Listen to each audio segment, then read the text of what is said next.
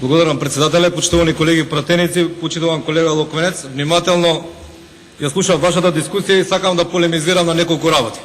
Прво, рековте граѓаните не биле запознаени во кој кафич или во која кафана можело да се пуши, во кој не можело и така натаму и така натаму. Колегата Муковски беше многу дециден и експлицитен во своето излагање и за македонската јавност и за граѓаните кои што не го знаат сето ова, објасни каде е дозволено пушењето, каде не е дозволено пушењето и мислам дека ова прашање веќе е апсолвирано. Има една суштинска разлика меѓу владите на ВМРО, ДПМН и СДСМ, пак кога се работи за овој проблем, како и за останатите, а тоа е дека сега, колку и да сакате да спинувате со некои фиштења, вриштења и така натаму, во кафаните и кафулињата одат државни инспектори и тие прават надзор. За разлика од времињата кога СДСМ беше на власт во нашата држава, кога вашата партиска гарда одеше од град во град, од село во село и точно регулираше кој може да држи кафуле, кој не може, кој може да го почитува законот, кој не може да го почитува законот. Трето, ова го истакнувам и како родител, па и како наставник и така натаму и така натаму.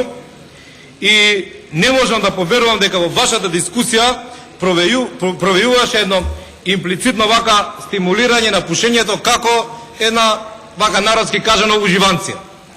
Од вас очекував сосема спротивно, особено од вас, да дебатираме и потенцирам заеднички во насока да донесеме заклучоци за намалување или скоренување на ова зло кое апсолутно негативно влијае на здравјето на сите граѓани, и на активни и на пасивни пушачи. Во вашиот одговор на неколку пати се навративте на Скопје 2014-2014. Еве пред граѓаните на Република Македонија кажете дали го оправдувате фактот да министерствата на една суверена независна држава бидат кираџии во сопствената држава. Особено едно Министерство за надворешни работи. Еве кажете, добро е Министерство за надворешни работи на Република Македонија да биде кираџија во сопствената држава. Ако се вие со тоа согласувате, во ред, и тоа е ваш партиски став и е коректен став. Сепак, треба на граѓаните на Република Македонија да одговорите нешто друго. Зошто вие ништо не направивте да државата не биде кираџија во сопствената држава? Кажете, може сте немале средства, може сте немале намера за сето тоа, редно е граѓаните да знаат. Коректно е ако кажете ако сте немале средства и ако сте немале идеја, намера или начин како тоа да го остварите.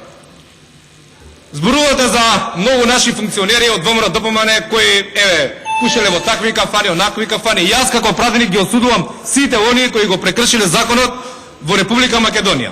А и вие излезете сега на говорница и пред македонските граѓани кажете дали го осудувате лидерот на една политичка партија кој с ниме со пием мерки пуши во својот кабинет.